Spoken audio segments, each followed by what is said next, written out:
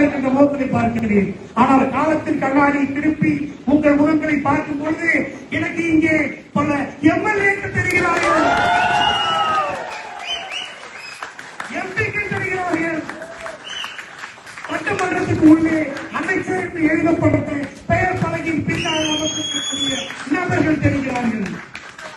காலமும் கடவுளும் முடிவு செய்துவிட்டால் இது நடக்கும். சூர்யா நற்பணி இயக்கம் என்கின்ற ஒரு அடி உயரம் உள்ள இந்த மூன்றில் ஒரே வருடத்தில் 130 அடி உயரத்திற்கும் செல்லும். அதற்கு நீங்கள் ஒருவரும் தயாராக இருக்க வேண்டும். சூரிய ஆண்டனுக்காக நீங்கள் உழைக்க தயாராக இருக்கிறீர்களா? நீங்கள் ஒவ்வொருவரும் துடுப்பு போட்டால்தான் இந்த தோல்வி முன்னோக்கி செல்லும். துடுப்பு போட நீங்கள் தயாராக இருக்கிறீர்களா? இங்கே நான் நீ என்ற வேறுபாடுகளை மறந்து, மற்ற நிர்வாகிகளின் வேறுபாடுகளை மறந்து, அண்ணன் ஒருவருக்காக எதையும் இழக்க நான் தயார் என்று நீங்கள் தயாராக இருக்கிறீர்களா?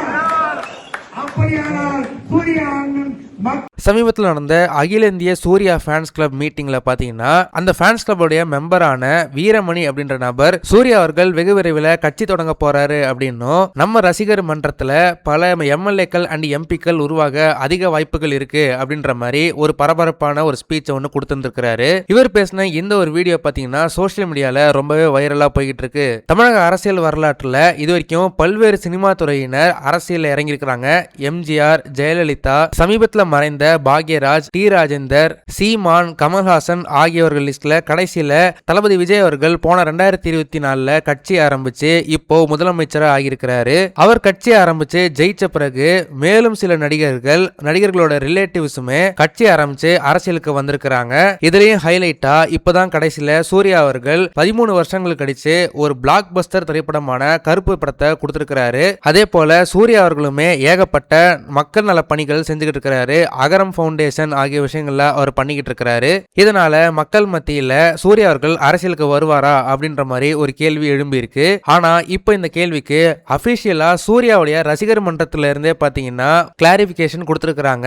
அவர் கடைசியா கண்டக்ட் பண்ண அந்த மீட்டிங்ல வீரமணி அவர்கள் பேசினது அவருடைய தனிப்பட்ட கருத்து அப்படின்ற மாதிரி சொல்லிதான் அவர் ஆரம்பிச்சிருக்கிறாரு பேசுறதுக்கு. ஆனா அது சோசியல் மீடியால தப்பான ஒரு விஷயமா அது ப்ரொஜெக்ட் ஆயிருச்சு. உண்மையிலேயே நடிகர் சூர்யா அவர்களுக்கு இப்போதைக்கு அரசியல் எண்ணங்கள் எதுவுமே இல்ல. அவருடைய மக்கள் நல பணி அவர் தொடர்ந்து அகரம் ஃபவுண்டேஷன் மூலமா பண்ணிக்கிட்டு தான் இருப்பாரு. ஒருவேளை அவர் அரசியல் வரதா இருந்தா அவரே அபிஷியலா அனௌன்ஸ் பண்ணுவாரு. அதே போல ரசிகர் மன்றமாகிய நாங்களுமே அதை அனௌன்ஸ் பண்ணுவோம். அதனால இந்த தேவையில்லாத வதந்திகளை பரப்புறது வேண்டாம் அப்படின்ற மாதிரி அவங்க சொல்லியிருக்கிறாங்க. உங்களை பொறுத்த வரைக்கும் சூர்யா அவர்கள் அரசியலுக்கு வந்தா நல்லா இருக்குமா இல்லையா அப்படின்றத மறக்காம கமெண்ட் செக்ஷன்ல சொல்லுங்க. இந்த வீடியோ உங்களுக்கு பிடிச்சிருந்தா மறக்காம லைக் பண்ணுங்க, ஷேர் பண்ணுங்க. இதே மாதிரி தொடர்ந்து நிறைய இன்ட்ரெஸ்டிங்கான வீடியோஸ் பார்க்க வீட்டா கிஸ் சேனலை சப்ஸ்கிரைப் பண்ணுங்க.